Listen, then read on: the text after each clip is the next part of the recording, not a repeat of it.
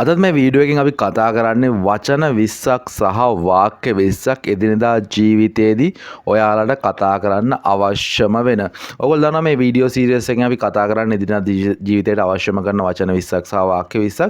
මේ සීරීස් එකත් එක්ක කලින් ඉඳන්ම එකතු වුණා නම් අනිවාර්යෙන් මේ වීඩියෝ එකත් ඔයාලට වැදගත් වෙයි. කලින් වීඩියෝස් බලුනේ නැත්නම් channel එකට ගිහිලා බලන්න. වීඩියෝස් ගොඩක් තියෙනවා දිනපතා හදපු වීඩියෝස්. ඒ හැම දෙයක්ම ඔයාලගේ ලයිෆ් එකට වැදගත් වෙයි කියලා මම විශ්වාස කරනවා. හරි අපි වැඩි කතා බහක් නැතුව අද වීඩියෝ එකට ගිහිල්ලා බලමු. අද මං අරන් ඇවිල්ලා තියෙන වචන 20 මොකක්ද කියලා ඔයාලගේ ලයිෆ් එකට. පළවෙනි වචන තමයි wait කියන එක. මොකක්ද wait කියන්නේ? අපි මොකක් හරි වෙනුවෙන් බලාගෙන ඉන්නව නැත්තම් පමා වෙනවා, ඒ වෙනුවෙන් පරක්කු වෙනවා, මොකක් හරි දෙයක් වෙනුවෙන් අපි රැඳී ඉන්නවා. ඒකට තමයි අපි wait කියලා කියන්නේ, waiting කියලා කියනවා. බලන්න ඒකට අරන් තියෙන example එක මොකක්ද කියලා. Is it all right if you wait for few minutes? Is it all right? ඒකට අවුලක් නැද්ද? කිසි ප්‍රශ්නයක් නැද්ද? If you wait for a few minutes. ඔයා විනාඩි කිහිපයක් වඩා බලන් ඉන්න පුළුවන්ද? ඔයා විනාඩි කිහිපයක් බලන් හිටියොත් ඒක අවුලක් නැද්ද කියන එක තමයි ඒකෙන් අහන්නේ. serve මොකක්ද serve කියන්නේ? පිරිනමනවා. මොකක් හරි දෙයක් කාට හරි දෙනවා. දැන් ඔය හොටෙල් වල කරන්නේ serve කරන එක. ඒ කියන්නේ කෑම ටික එක තැනක තියෙන කෑම ටික තව තැනකට ගිහිල්ලා ඒ කෑම කන අයට දෙනවා. serve කරනවා. This blow dryer has served me well for years. මොකද්ද blow dryer එකක් කියලා කියන්නේ? blow කියලා කියන්නේ හුලම් පෙමිනවා. හරිද? blow dryer එකක් කියලා කියන්නේ අපි කොණ්ඩේ වේලන්න පාවිච්චි කරන්නේ ඒ blow dryer එක has served මෙච්චර කාලයක් මට සර්විස් එකක් ලබා දීලා තියෙනවා. මේ කාටද? මට well for years අවුරුදු ගාණක් තිස්සේ ඉතාම හොඳ සර්විස් එකක් මේ blow dryer එක මට ලබා දීලා තියෙනවා. බලමු ඊළඟ වචනේ මොකද්ද කියලා. market. market කියන්නේ වෙළඳ පොළට. අපි බඩු කන්නේ වෙළඳ පොළ වෙන්න පුළුවන්. ඒක virtual වෙළඳ පොලක් වෙන්නත් පුළුවන්. virtual කියලා කියන්නේ අන්තර්ජාලයේ තියෙන වෙළඳ පොලක් වෙන්නත් පුළුවන්. අපි බලමු. Let's visit the Sunday market. Let's visit the Sunday market. අපි යමු ඉරිදා පොලට කියන එක තමයි let's visit the Sunday market කියලා කියන්නේ. die. die කියන්නේ මැරෙනවට, මියදෙනවට තමයි die කියලා කියන්නේ. I don't want my cat to die. I don't want to my cat to die. මට මගේ පූසට මැරෙන්න දෙන්න බෑ. Let's take him to the vet please. අපි කරුණා කළා එයාව පශු වෛද්‍යවරයෙක් ළඟට අරන් යමු. ඒක තමයි මේ වාක්‍යයෙන් කියන්නේ. send. send කියන්නේ යවනවට. කොහේ හරි තියෙන දෙයක් තව තැනකට යවනවට තමයි අපි send කියන එක පාවිච්චි කරන්නේ. Please send the packages to my address. කරුණා කළා ඒ පාර්සල් ටික මගේ ලිපිණයට යවන්න. Please send the packages to my address. expect. expect කියන්නේ බලාපොරොත්තු වෙනවට. හරිද? මොකක් හරි දෙයක් අපේක්ෂා කරනවට තමයි expect කියන්නේ. You don't expect much from their poor service. ඒක මෙන්න මේ වගේ දෙයක්. ඔයා මොකක් හරි කඩේකින් හරි මොකක් හරි ඔන්ලයින් සර්විස් එකකින් දෙයක් ගන්නවා. හැබැයි ඒකේ සර්විස් එක හරිම අවුල් වෙලාවට ඩිලිවර් කරන්නෙත් නැහැ. ඊට පස්සේ ආෆ්ටර් සර්විස් එකක්වත් නැහැ, මොකුත් නැහැ. ඊට පස්සේ යාගේ යාළුවෙක් කියන්න බලා එයාත් මේ සිද්ධිය දන්නවා. You can't expect. ඔයාට බලාපොරොත්තු වෙන much ගොඩක් දේවල් from their poor service. ඒගොල්ලන් වගේ දුර්වල සේවාවකින් ඔයාට ගොඩක් දේවල් බලාපොරොත්තු වෙන්න බෑ. home. home කියන්නේ ගෙදර නිවහන කියන එක. I can't wait to go home. මට ගෙදර යනකම් ඉවසිල්ලක් නැහැ. I can't wait to go home. sense. sense කියන්නේ අපිට දැනෙන දේ. අපිට මොකක් හරි දෙයක් හැඟෙනවා නම් ඒක sense එකක්. I didn't sense that something was not okay. හිතන්න මොකක් හරි කරදරයකට පත් වෙලා ඉන්නවා. ඔයා මොකක් හරි ප්‍රොජෙක්ට් එකක් අවුල් ගිහිල්ලා කම්පැනියේ ඊට පස්සේ ඔයාලට කියන්න පුළුවන් මට ඒක දැනුණා. I did sense. මට ඒක අතීතයේදී දැනුණා that something was not okay.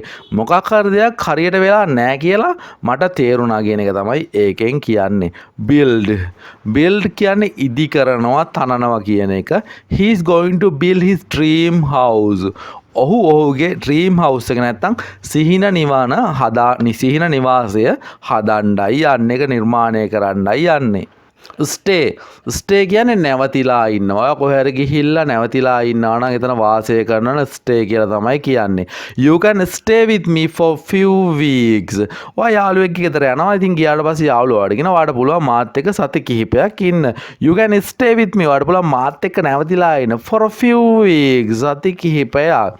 Fall කියන්නේ වැටෙනවා නැත්තම් බැඳෙනවා කියන තේරුම. මෙතනින් නම් අපි ගන්න වැටෙනවා කියන තේරුම.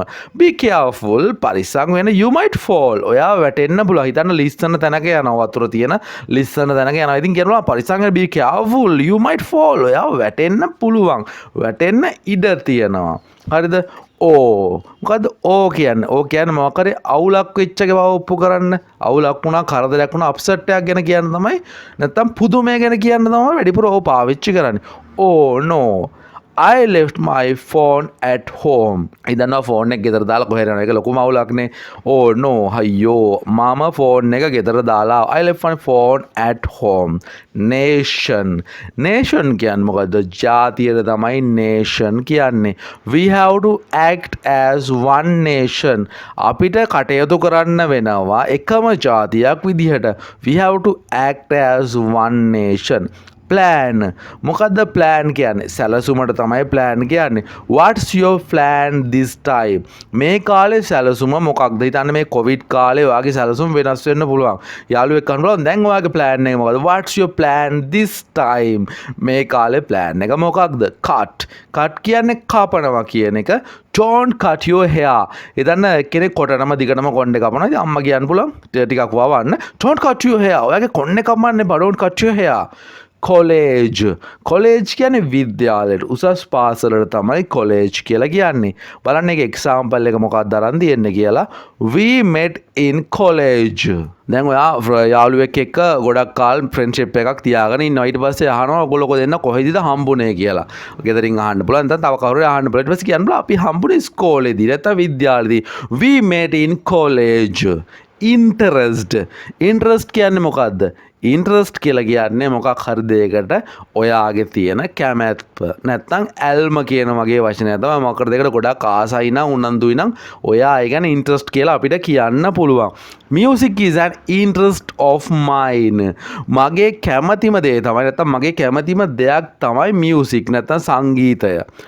death මොකද්ද death කියන්නේ? කවුරු හරි කෙනෙක් මැරෙනවට මරණයට පත් වෙනවට තමයි death කියන්නේ. death is such a heavy topic for me. මරණය කියලා කියන්නේ මට ලොකු බරපතල මාතෘකාවක්.